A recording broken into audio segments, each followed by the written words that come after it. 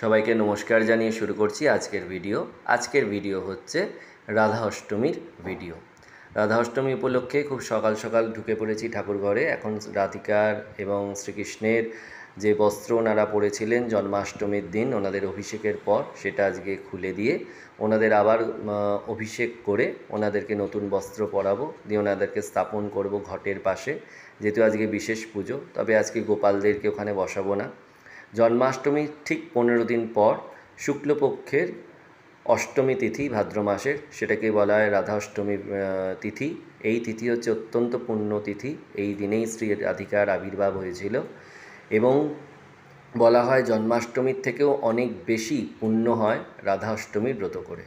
তো অন্যেরা কীভাবে রাধা অষ্টমী করেন আমি জানি না, আমি আমার মতন করে একটু রাধা অষ্টমী ব্রত পালন করি। তো এখানে প্রথমে ওনাদেরকে আমি করিয়ে নেব স্নান। ওনাদের স্নানের নিমিত্ত আমি বসিয়ে নিয়েছি ওনাদের বাথটাবে। এবার নিয়েছি কেশর মিশ্রিত গঙ্গা জল, আর তার সাথে হচ্ছে তুলসী পাতা যুক্ত প্লেন জল। দুধ এখন এত সকালবেলা পাওয়া সম্ভব নয়, তাই দুধ দিয়ে অভিষেক করা যাবে না। জন্মাষ্টমীর দিন ওনাদের দুধ, মধু, ঘি সব দিয়ে মোটামুটি অভিষেক করানো হয়েছিল। বিশেষ করে দুধ দিয়ে অভিষেক করানো হয়েছিল, কিন্তু সেই ভিডিও তো আপলোড করার আগে ডিলিট করে ফেলেছিলাম, তাই ওটা আপলোড করতে পারিনি। তো ওনাদের করিয়ে নিচ্ছে এখানে স্নান। এমনি স্নান হয়ে গেছে, এবার গঙ্গা জল দিয়ে লাস্টে ফিনিশিং টাচ যেটা হয়, ওং নমো ভগবতে বাসুদেবায় নমঃ আর ওং ঐং হ্রিং শ্রীং রাধিকায় নমঃ, এই মন্ত্রে ওনাদের স্নান করিয়ে নিয়ে ওনাদেরকে এবার পরিয়ে নেব নতুন বস্ত্র। শ্রীকৃষ্ণের জন্য নিয়ে এসেছি একটি রানী কালারের খুব সুন্দর স্টোন বসানো ধুতি, সেটা ওনাকে পরে খুব অপরূপ সুন্দর লাগছে। তো এবার আমি করে নেব ওনাদের ধূপ দিয়ে আরতি। তো সকালবেলাতে ধূপ দিয়ে আমি করে নিই মঙ্গল আরতি। এনাদের স্নান কমপ্লিট। এবার দেখো আমার শ্রীকৃষ্ণকে কত সুন্দর লাগছে, গোবিন্দকে। মনোহর মূর্তি গোবিন্দর, একদম অতি সুন্দর লাগছে ওনাকে দেখতে। একে তো মানে সাদা ধবধবে ওনার সুন্দর চেহারা, তার উপরে এই রানী কালারের একদম স্টোন বসানো সুন্দর ধুতি, তার সাথে অন্য সমস্ত গয়নাগাটি, ওনাকে অপরূপ সুন্দর লাগছে। তোমরা হয়তো ক্যামেরাতে দেখছো, আর আমি তো সামনাসামনি দেখছি, আরও বেশি ভালো লাগছে। এরপর রাধারানীকেও সাজিয়ে নিয়েছি নতুন বস্ত্রে, নতুন লাল রঙের স্টোন বসানো ঘাগরা উনি পরেছেন, রানী কালারের ওড়না দিয়েছি ওনার মাথায়, তার সাথে প্রচুর চুড়ি টুড়ি হাতের মধ্যে রয়েছে। যে গয়নাগাটিগুলো শ্রীকৃষ্ণের হাতে হয়নি সেগুলো ওনার হাতে পরিয়েছি, তো ওনার হাতটা দেখো খুব সুন্দর লাগছে। তারপর দুদিকে দুটো বিনুনি তো আছেই। আর রাধা অষ্টমীর দিনই শ্রী রাধিকা শ্রীচরণ দর্শন করা হয়, যে শ্রীচরণ স্বয়ং শ্রীকৃষ্ণ একদিন সেবা করেছেন, সেই শ্রীচরণ দেখা যায় রাধা অষ্টমীর দিন। রাধা অষ্টমীর দিনই ওনার শ্রীচরণ দর্শন করানো হয়। অন্যান্য দিন সাধারণত রাধিকার শ্রীচরণ দর্শন করানো হয় না, কারণ এটা এই দর্শন হচ্ছে অতি দুর্লভ দর্শন। ওই জন্যেই বলা হয় জন্মাষ্টমীর থেকেও নাকি অনেক বেশি পুণ্য তিথি হচ্ছে রাধা অষ্টমী, অনেক বেশি শক্তিশালী ব্রত হচ্ছে রাধা অষ্টমী। তো আমি তোমাদেরকে ওনার শ্রীচরণ দর্শন করিয়ে দিচ্ছি। শ্রীচরণে কেশর চন্দন দেওয়া হয়েছে ওনার শ্রীচরণে, এবং ওনার শ্রীচরণ দর্শন করো। সমস্ত দুর্ভোগ, দুর্দশা, যন্ত্রণা, কষ্ট সব কিছু দূর হয়ে যাক ওনার শ্রীচরণ দর্শনে। এবং গোবিন্দের শ্রীচরণও দর্শন করো। গোবিন্দের শ্রীচরণেও দিয়েছি কেশর চন্দন, এবার দিয়ে দেবো একটা তুলসীপত্র ওনার শ্রীচরণে। তো দেখাতে একটু অসুবিধা হচ্ছে, তার মধ্যে হুড়োহুড়িও করছি প্রচুর, কারণ এখানে সকালবেলার পুজো শেষ করে আমায় ছুটতে হবে স্কুল। তো দেখো না শ্রীচরণে দিয়েছি চন্দন মিশ্রিত তুলসীপত্র। সকালবেলা ওনাদের ব্রেকফাস্ট করিয়ে স্কুল গিয়ে আবার হাফ ডে নিয়ে চলে আসবো, তারপর করব বাকি পুজো। তো জন্মাষ্টমীতে আমি ওনাদেরকে মালা পরাতে পারিনি, মালার প্রচুর দাম ছিল, অথচ মালা একদমই কোয়ালিটি ছিল না।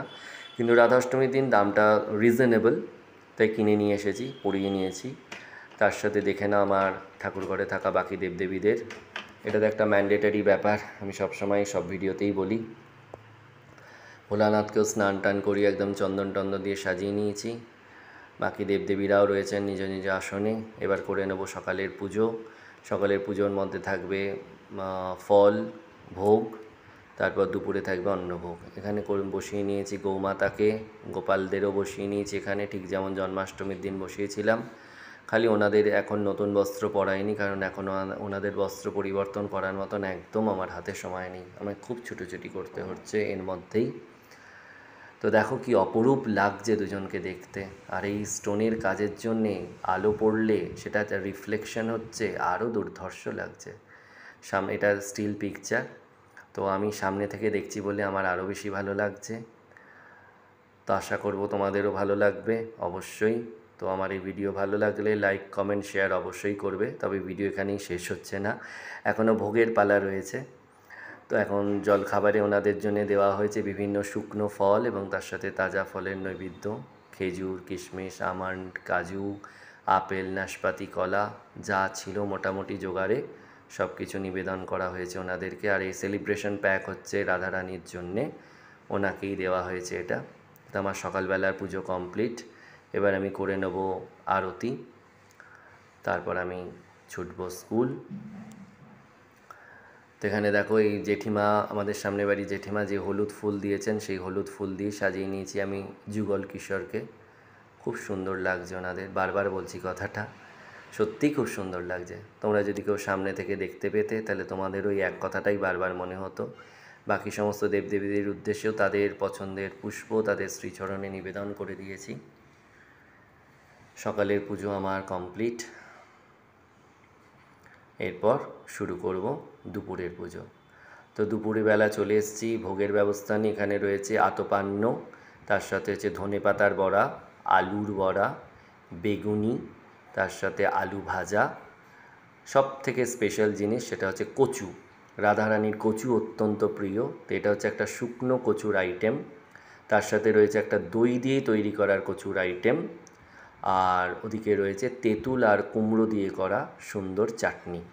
এটা হচ্ছে দহি আরবি, যেটাকে হিন্দিতে বলা হয়, বা ওই বৃন্দাবনে প্রচুর বিক্রি করা হয়, দই দিয়ে তৈরি করা কচুর রেসিপি। আর এখানে রয়েছে পায়েস, পায়েস তো অবশ্যই মানে কম্পালসারি জন্মদিন বলে। আর এখানে রয়েছে পান। এই একই নৈবেদ্য রয়েছে ঠাকুরঘরে থাকা বাকি দেবদেবীদের উদ্দেশ্যে। শুধুমাত্র শ্রীকৃষ্ণ, রাধিকা এবং গোপালের জন্য সমস্ত পাত্রে ওখানে তুলসীপত্র দেওয়া আছে।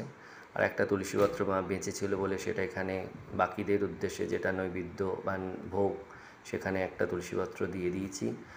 পূর্ণ আরতির জোগাড় আছে, জোগাড় রয়েছে ঘিয়ের প্রদীপ এবং ধূপের, যেটা রাধারানীর উদ্দেশ্যে জ্বালানো হবে। আজকে ভোগের পর হবে পূর্ণ আরতি, পড়ে নেব রাধা অষ্টমীর ব্রতকথা, তার সাথে একটু শ্রীরাধিকার ভজন, যেটা আমি তো নিজের গলায় গাইতে পারি না, আমার গলাটা গান করার মতন নয়, তো একটু ফোনেই চালিয়ে দেবো রাধিকার কৃপা কটাক্ষ স্তোত্র, রাধা স্তোত্র, তার সাথে একটু ভজন চালিয়ে দেবো। এখানে শ্রীরাধিকার চরণে 101 টাকা দক্ষিণা দিয়েছি।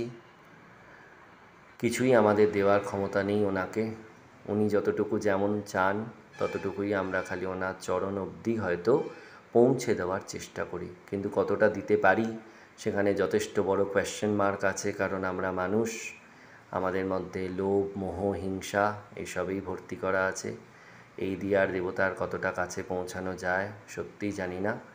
তবে আমার অনেক সৌভাগ্য যে আমি ওনাদেরকে পেয়েছি, আমি ওনাদের চরণ সেবা করতে পারছি, এবং এই ব্যাপারে সবসময় আমাকে আমার স্ত্রী ভীষণভাবে সাহায্য করেন।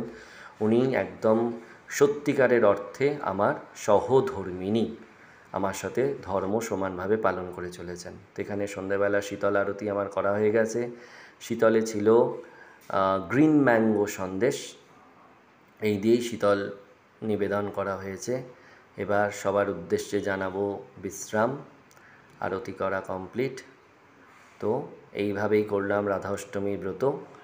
আমরা রাধা অষ্টমীতে অন্নভোগ দিই এবং সেই অন্ন গ্রহণ করি। জন্মাষ্টমীতে আমরা লুচি ভোগ দিই, দিয়ে আমরা সেই প্রসাদ গ্রহণ করি। এইভাবেই রাধা অষ্টমী এবং জন্মাষ্টমী ব্রত আমরা পালন করি। হয়তো রাধা অষ্টমী ব্রতটা অনেকের সাথে কনফ্লিক্টেড হয়ে যাবে, তাতে অসুবিধা নেই, যার যার ধর্ম তার তার কাছে। নমস্কার।